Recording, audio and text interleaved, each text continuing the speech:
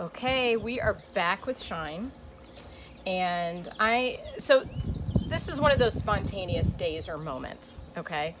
I happened to be asked for lunch and got to meet this wonderful, beautiful, I'm gonna say spirit, because I think it's hard to just say you're like a person or a being. And so I'm here with Stephanie, and I want you to explain to everyone out here your philosophy, just like on life and just being, because I can't do it. You describe it so well. So that's kind of all right. That's a big question. My philosophy on life, wholeness. I guess if I had to choose one word, it would be wholeness. So in everything that I do, the plant medicine, the spiritual work, the integration, everything, it's always about bringing us back to wholeness. Because we are not there. I mean, as individuals and in our society, we are far from that. So ideally, I'm starting with individuals. I would love to see that turn into communities. I would love to see that turn into nations and eventually the world. I mean, if we could have pockets of wholeness, I mean, imagine, that's like, that's exciting stuff. It is. So how do you get to a place of wholeness? Like, so when you meet someone and maybe you're evaluating them or talking with them, how do you have the sense that they are not whole, and then how do you make them whole?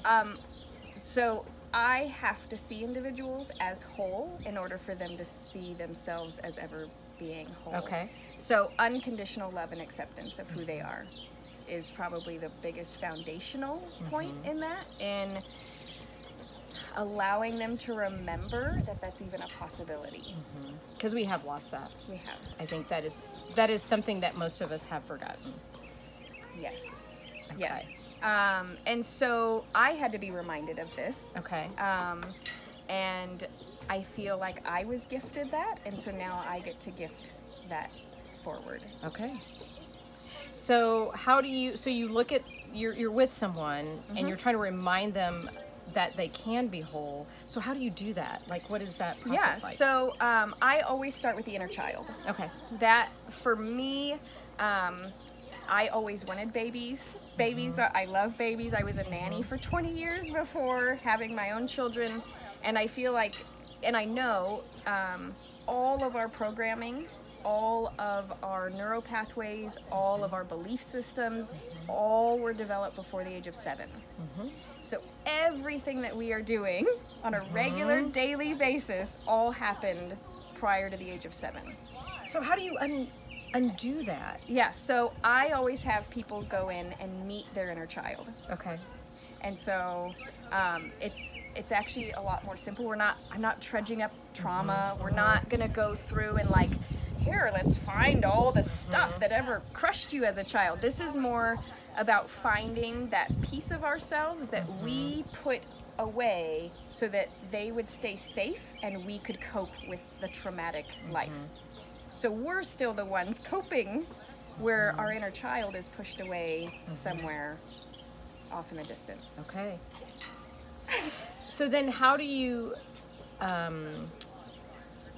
put that along with what you're doing with plant medicine? Like, how does all of that combine together? I've created a 13 chakra system. Okay. And that's kind of the program that I lead people through. And it has 52 weeks of coping skills, reprogramming, hypnosis, inner child work, because it doesn't happen in a 6-week course. No. It does not. It doesn't. And remember that, people. When you get online and somebody's saying, I can heal you within 3 weeks. I bought into it time and time again, and then I just started seeing that aspect, that instant gratification and healing. We're here for the long haul. We're here. This is our life. We're not. It's not okay, I'm done healing. It's a work in progress. And we actually get once we go through and create a whole new foundation, then we get to live life with a new foundation, integrating and implementing all of those resources and tools. So then what is your life like differently once you're implementing those tools? What is different? Everything. Like how? So for example, I used to feel very, I didn't feel like I had a voice in my marriage. I didn't feel like I had control over what I wanted to do. I felt like because I didn't make the money, I couldn't make the choices. I was the mom, I was overwhelmed, I was overstimulated, understimulated, all of the, you know, I managed everything in the house and yet couldn't actually feel like I have any control over anything. And now, I am not, I still manage everything, yet there's no aspects of feeling overwhelmed. Okay.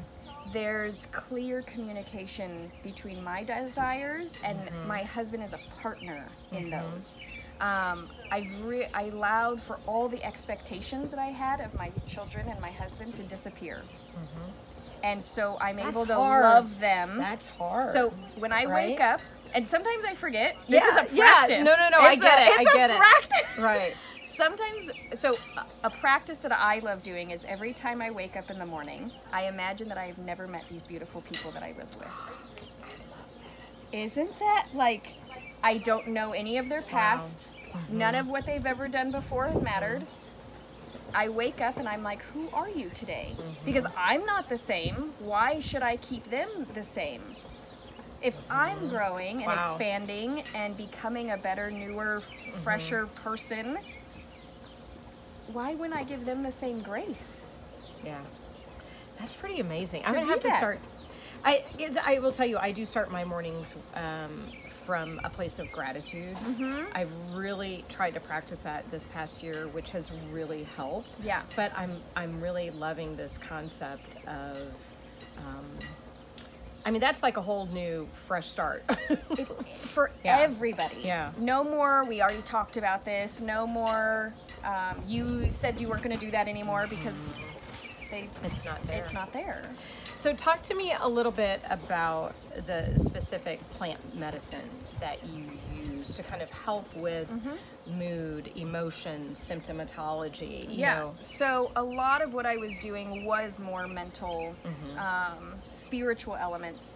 And when I started harvesting the plant medicine, that integrated all the tools and resources into the body. So rather than we get new cells every 7 years, a lot of times it takes 7 years to process our growth, our healing, our spiritual growth. So the plant medicine integrates it immediately, pulls it in the cells And not immediately. toxic. And not toxic. Yeah, heals to wholeness, which is another reason why I love the plant medicine. Right. Because it does not go, it doesn't care if you have heart disease or high blood pressure or anxiety. It's going to go into the root cause and actually just eliminate the entire root cause. So for anxiety, it goes in and reprograms and recalibrates the entire central nervous system. So if you had problems sleeping, if you had problems with nervous twitches, if you had problems with overthinking, Menopause. all those kinds Right, of things, right. it eliminates the root cause, not symptom by symptom. So how do you, like, what kind of study or methods or things have you done to get to the point of, I know this does this and this helps this and I can combine that? Yeah. I mean, because that takes a lot of time. It does. So let me see. About 9 years ago, about 8 or 9 years ago, I started learning one plant a month. I love that. And it was so, and everywhere I saw it, I would look at it, I would study it, and then I'd see it, I go, is this the right one? It is. And it was like they became my friends. One plant at a time. I didn't try to meet a whole bunch of new friends all at once. I just got to know one intimately. I used it, I would like put it in our cooking stuff, or I'd make something and make a tea with it and really get to know it. And then I'd move on to another one, and now I'd have 2 friends. And so I did that for about the first 2 years. And then, of course, once you start identifying plants, you're like, It's just everywhere. then you realize, oh, that's a different plant. I wonder what that is. And the curiosity just started So I did just edible plants for about the first 5 years of my study. My son has a kidney disease, where Western medicine said we're just going to put him on blood pressure medication when his blood pressure goes up. We'll give him dialysis and then put him on the kidney transplant list when his kidneys fail. That's he was scary. 5. That's scary. I said, that's your game plan at 5. And so we saw an herbalist. The homeopathics did not work for him, but tinctures and herbal remedies did. And so when we started traveling the country full time, I knew that I loved plants. I had been gathering, they'd become my friends. I knew that this was just an addition. And so I just started looking for these kidney healing plants. And almost instantly they started working faster than the stuff that he had been using from his herbalist. Right, and because this is a concept that's been around for hundreds and hundreds of years, Yes, if right? not tens so of this thousands. This is not right. This is not new, Right. So I think for some people they're probably going, what? This, I mean, But- so how I explained it to you Yeah. earlier is plant medicine is what indigenous cultures use Right. to get the members of their community back into action because they cannot keep them sick. And when that clicked in my mind that the indigenous people needed the members of their community, I went, oh, it's like click, click, click, click. Right. Wait, yeah, we don't necessarily utilize the members of our community. We deplete them or use them, or We silo them. You go here, you We go label here. them. We label them. you have this, so now you go over here with Yeah. those people Yeah. because you're not whole. Fascinating. Right. Let's keep you not whole. Let's keep you labeled. Let's keep you diagnosed. Which is why I couldn't further myself in the psychology degree aspect, because I couldn't keep people with a label. Right. I don't care how you identify yourself. Right, I don't care right. what labels you want to give yourself. I would like to remove all the labels and have you be whole, knowing who you truly are as a divine being or as a spirit that is walking this earth, living their purpose Right. or living what they came here to shine or to do, right? Right. Absolutely. Absolutely. I mean, and I appreciate you. We did this kind of spontaneously. I kind of sprung this on her today, but I was just very impressed by just that philosophy, and I feel like so many people need that now since the pandemic. We've been so isolated. We are trying to refine ourselves and be more whole, and you have to meet people where they're at. Some people do it in different ways, so I wanted the ability to expose people to you because I think you could help a lot of people And that that's- are trying to find themselves. So That's always the goal. yeah, I appreciate it. Is to just be Yeah. available, Right. because that's the best way to help. And then, so remind people if they want to get in touch with you or if they want to work with you, which I know they can do through your sessions, I think you have recorded or virtually, or how can they access you for more information? Magicalmothering.com has all of the kind of social media channels. It has all the YouTube, so I have my whole program available for free on YouTube, because I did not want any excuses from anybody No as barriers. to why they could not do the healing work. So all you have to do is click play every week. And if you're not able to do that with your own self-motivation, I do have different resources. I have a monthly subscription box where I send out all the a potion, a plant potion, a healing crystal, workbooks, and email text support every week so that you can stay on it And connected. Accountability. Accountability. And then I have weekly sessions available, monthly sessions available, as is sessions. So yeah, All right. whatever is needed, I have tried my hardest to make it so that there's absolutely no excuses. If you want Right. access to this, it's here, because Right. that is so important right now. There's no barriers, there's no limitations, which I think has always kept People. People- Well, and I think people are scared too. yeah.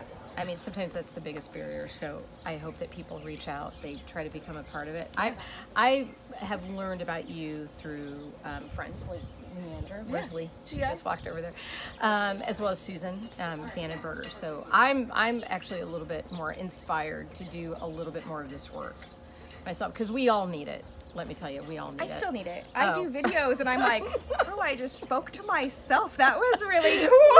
It's like, well, that recording, I'm going to edit that and listen again. Right. So I appreciate you. Yeah. I appreciate you. Thank you. So thank you very much. You're very welcome. All right.